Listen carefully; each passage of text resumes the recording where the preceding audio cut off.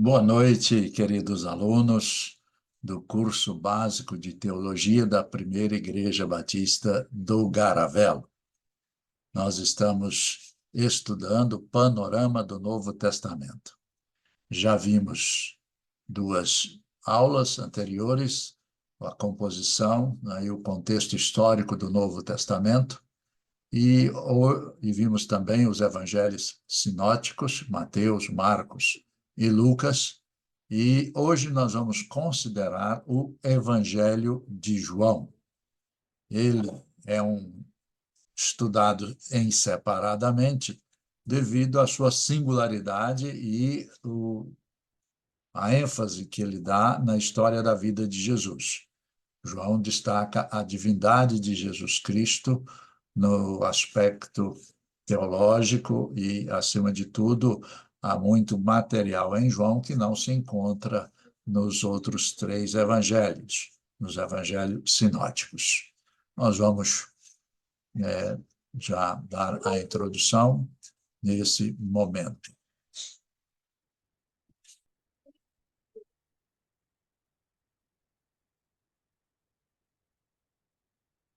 O Evangelho de João, autoria.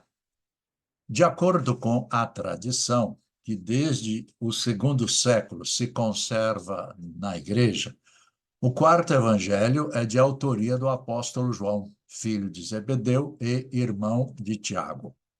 Como um dos 12, ele mantinha com Jesus estreita convivência.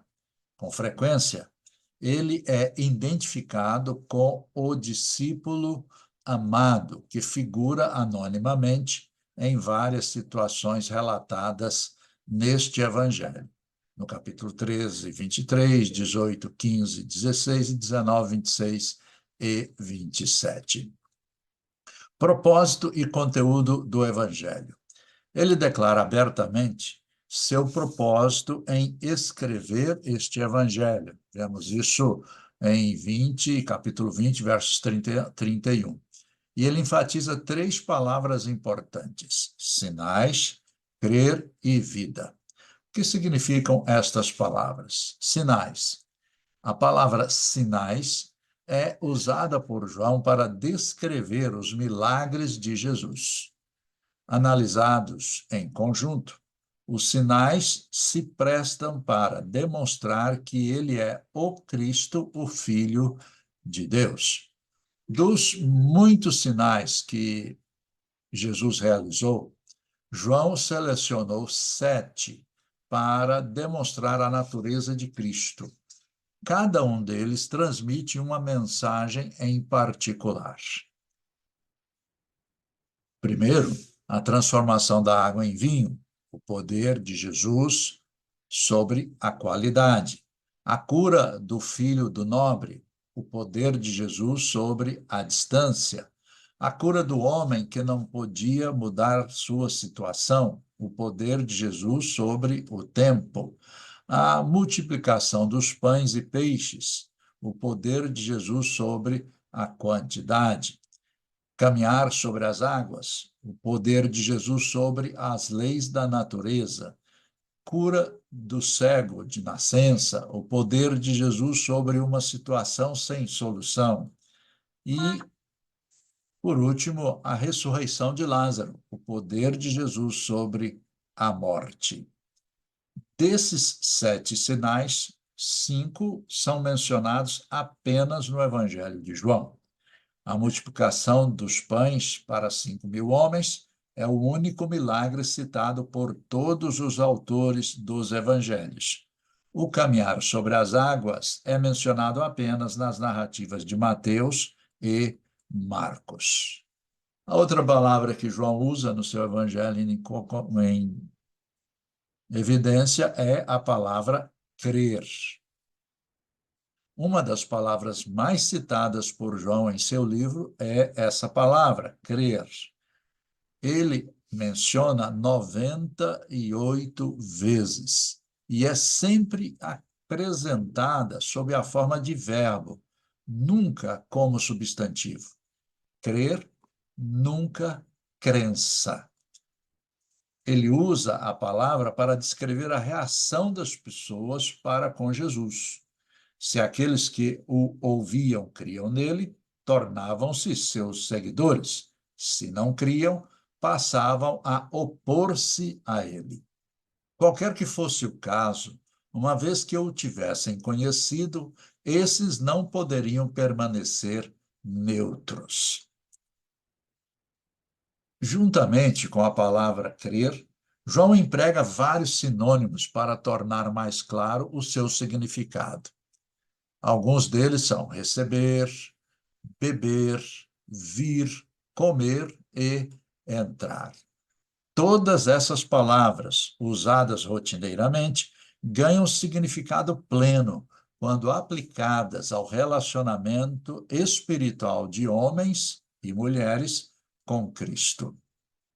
A outra palavra que João usa e que define muito bem o seu evangelho é a palavra vida.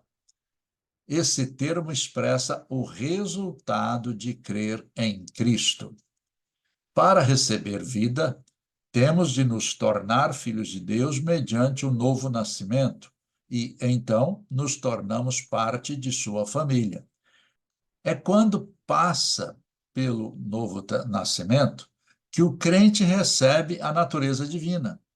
O Senhor Jesus disse ao fariseu Nicodemos: se alguém não nascer de novo, não pode ver o reino de Deus. Ele descreve essa vida como eterna e em sua qualidade. Portanto, é oposto ao estado da morte espiritual, que significa perdição. Assim, João declara o seu propósito ao escrever sobre a vida de Cristo. Ele busca levar seus leitores a se colocarem face a face com o Mestre, que, por suas palavras e ações, confronta a humanidade com uma grande decisão. Do início ao fim, João descreve Cristo como Deus. E, no entanto, ele veio ao mundo em forma humana, de maneira a poder ele próprio trazer vida àqueles que estão na sombra da morte. Cristo não apenas morreu, mas ressuscitou. Como Senhor que vive, incita à devoção e lealdade aos seus seguidores. O esboço de João é muito interessante. Ele apresenta o prólogo, a apresentação do Filho de Deus, que vai de 1 a capítulo 1, de 1 a 18, o ministério público do Filho de Deus, que vai de 1:19 a 12:50, que é dividido da seguinte maneira: confrontando indivíduos, 1 de 19 a 4:54, confrontando as multidões, 5:1 a 6:71, entrando em conflito com as multidões. Então, podemos ver aqui que essa parte do ministério público de Jesus, segundo o apóstolo João, foi um ministério de confronto, né? De confronto com as pessoas e as multidões. O clímax do ministério público, que vai de 11:54 a 12:50. O ministério particular do Filho de Deus. Jesus exerceu um ministério com o seu grupo específico. A última ceia, de 13, de 1 a 30. O último discurso, 13:31 a 16:33. A oração sacerdotal, 17, 1 a versículo 26. O ministério de sofrimento do Filho de Deus vai de 18, 1 a 20, 31, encerrando assim o Evangelho. Ele divide a traição e julgamentos, 18, 1 a 19, 16. A crucificação e sepultamento, 19, 17 a 42. A ressurreição, que vai de 20 a 1, 31. E a conclusão, que é o apelo final do Filho de Deus, capítulo 21, de 1 a 25. Os ensinos de Cristo. Depois de termos interpretado a ideia geral daquilo que João registrou em seu evangelho, Vamos considerar os ensinos do Senhor Jesus. Que conceitos ele transmitia aos seus ouvintes e como revelava essas verdades ao povo? Primeiro, a relação entre sinais e o ensino de Jesus. Os sinais revelados por Jesus em seu ministério eram oportunidades para que ele ensinasse. Portanto, podemos esperar que a narrativa siga essa ordem. No capítulo 5, Jesus curou homem enfermo perto do tanque de Betesda, em Jerusalém. Após o milagre, os judeus o confrontaram, querendo saber com que direito ele curava no sábado. Isso levou Jesus a afirmar que ele era igual a Deus em natureza, em poder e em autoridade. No capítulo 6, Jesus se viu às voltas com a tarefa de alimentar mais de 5.000 pessoas famintas. André apresentou a Jesus um garoto que trouxera um lanche, 5 pães e 2 peixes. Servindo-se daquele escasso lanche, Jesus deu de comer ao povo e satisfez a necessidade física daquela multidão. Quando o povo retornou no dia seguinte, obviamente em busca de mais uma refeição grátis, o Senhor os advertiu, dizendo: trabalhai não pela comida que perece, mas pela que subsiste para a vida eterna. Então, passou a ensinar-lhes a respeito de sua necessidade espiritual e declarou: eu sou o pão da vida. A motivação daquelas pessoas estava errada. Ao virem até ele apenas para buscar o pão físico, não se aperceberam do significado do milagre. Além disso, empregaram métodos errados e falharam deixando de realizar as obras de Deus. Tinham uma concepção incorreta de sua herança religiosa, pois igualavam Cristo a Moisés, revelavam um desejo errôneo ao pedir pão.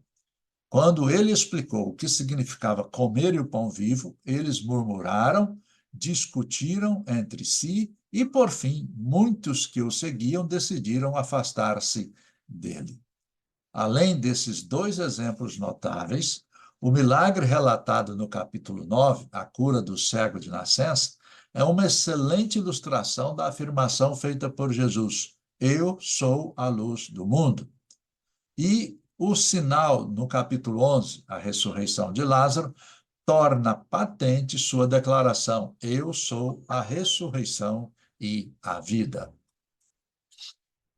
Uma outra coisa que é destaque no Evangelho de João é a maneira como Jesus fala de si mesmo. Aqui vamos falar sobre os 7 eu sou. Né? Então, em seu Evangelho, como dissemos, João registra afirmações que o Senhor Jesus fez sobre si mesmo e que se iniciam sempre com a expressão eu sou. Eu sou o pão da vida, 6,35. Eu sou a porta, 10, de 7 a 9. Eu sou o bom pastor, 10, 11. Eu sou a ressurreição e a vida. Eu sou o caminho, a verdade e a vida. Eu sou a videira verdadeira. No grego, eu sou é uma construção gramatical enfática. O Senhor declara aos judeus: em verdade, eu vos digo, antes que Abraão existisse, eu sou. Assim, ele adotou para si mesmo o título de divindade do Antigo Testamento, pois foi por esse designativo que Deus se revelou a Moisés. Um outro fato interessante que João, em seu evangelho, destaca são as conversas de Jesus, né? E aqui vamos destacar algumas delas. Então, essa mensagem que João comunica, ele se utiliza de um recurso muito importante, as conversas de Jesus. Muitas pessoas tiveram contato com o Mestre e, depois da experiência, não permaneceram as mesmas. Ou criam nele e o seguiam, ou davam-lhe as costas, descrentes. Embora haja muitos desses relatos ao longo do Evangelho de João, os principais diálogos com Jesus ocorreram com as seguintes pessoas: André, Embora não seja tão conhecido como seu irmão Simão Pedro, André possuía qualidades notáveis. Tendo crido em Jesus por si mesmo, tornou-se um tipo de relação pública do Evangelho. Sempre o vemos levando alguém a Jesus. Primeiro foi seu irmão Simão, depois um rapaz e então visitantes gregos em Jerusalém. Simão Pedro. Na primeira vez em que Pedro encontrou-se com Jesus, ouviu dele uma profecia sobre o seu nome, o novo nome que ele recebera, que representava uma mudança em seu caráter. Ele se chamaria Cefas, que significa pedra. E a partir daquele momento, Pedro estava pronto para confessar sua fé em Jesus Cristo, o Santo de Deus. Embora fosse muito autoconfiante, o que o levou a negar o Senhor por 3 vezes, recebeu graça, foi restaurado e reconvocado para seguir a Cristo em uma nova etapa de sua vida, recebendo a incumbência de acrescentar, apacentar as ovelhas do Mestre. Nicodemos. Embora fosse um homem profundamente instruído nas verdades do Antigo Testamento, Nicodemos ainda não tinha experimentado o novo nascimento. Não se apercebera da natureza messiânica de Jesus. O Senhor falou a Nicodemos sobre o cumprimento do tipo veterotestamentário da serpente no deserto e revelou-lhe que, como o Filho de Deus, fora enviado para salvar todos os que nele crescem. Os acontecimentos que João narra em seguida a esses textos parecem indicar que Nicodemos realmente creu em Jesus Cristo. Valendo-se do mesmo tipo de abordagem, os personagens a seguir mencionados no Evangelho de João merecem estudo. Filipe, a mulher samaritana, o homem cego, Marta e Maria. Pilatos é um exemplo notável de incredulidade diante do Evangelho, assim como Judas Iscariotes. O discurso de Jesus, o último discurso dele no cenáculo. Devemos dar atenção ao discurso singular de Jesus apresentado nesse Evangelho, encontrados nos capítulos 13 a 16, comumente chamado de discurso do cenáculo. O bispo B.F. Scott calculou que 92% das narrativas de João eram inéditas e que, consequentemente, apenas 8 são de fatos comuns aos 4 evangelhos sinóticos. Da narrativa feita com exclusividade por João, essa é a parte que mais se destaca no evangelho. Após findar seu ministério público, final do capítulo 12 de João, Jesus se encontrou em particular com os discípulos e lhes revelou 2 importantes fatos que logo aconteceriam. O primeiro, a sua partida se aproximava. O mestre iria embora dessa vez e eles não poderiam segui-lo. No entanto, ele retornaria para recebê-los na casa do Pai. Num segundo acontecimento importante, Deus enviaria o Espírito Santo para ocupar o lugar de Jesus. Ele não deixaria seus discípulos sozinhos, literalmente órfãos, como está registrado em 14:18. E abordando o final do Evangelho de João, nós vamos ver aqui o prólogo e epílogo. Por último, chamamos a atenção do leitor para as sessões de abertura e de conclusão do livro, o prólogo e o epílogo. O prólogo contém a mensagem apresentada em todo o Evangelho. Aí, João introduz o caráter principal do livro. O Verbo é Deus, o Criador, o autor da vida, aquele que foi manifestado na carne e nos revela ao Pai. O vocabulário principal do livro: vida, luz, trevas, testemunhos, crer, verdade. O principal assunto do livro: conflito. Notemos as palavras usadas pelo apóstolo para ilustrar o conflito espiritual: luz versus trevas, receber a Jesus versus não receber, nascimento físico versus nascimento espiritual, lei versus verdade. Esse conflito continua ao longo de todo o livro até culminar com a cruz e a ressurreição. O epílogo apresenta o clímax apropriado do Evangelho. Ele demonstra o resultado lógico da vida de alguém que creu em Jesus. Os verdadeiros crentes seguirão o Senhor e darão provas de sua fé mediante suas obras. Pedro aprendeu que a fé em Jesus não se revelava apenas na palavra falada, por uma confissão, mas também por meio de uma vida de serviço e dedicação. Pois bem, está aí o Evangelho de João, né? A nossa introdução a ele, e lembrando que esse Evangelho, na sua singularidade, ele difere em maioria do seu conteúdo dos evangelhos sinóticos, Mateus, Marcos e Lucas. E é um evangelho que realmente nos apresenta a pessoa divina de Jesus Cristo, o modo como Jesus se encarnou e permaneceu entre nós e sua característica divina, que João aqui apela, né, para essa demonstração do poder de Deus sobre a vida de Jesus e sobre o seu ministério. Que Deus nos abençoe. Até a próxima aula, se Deus permitir.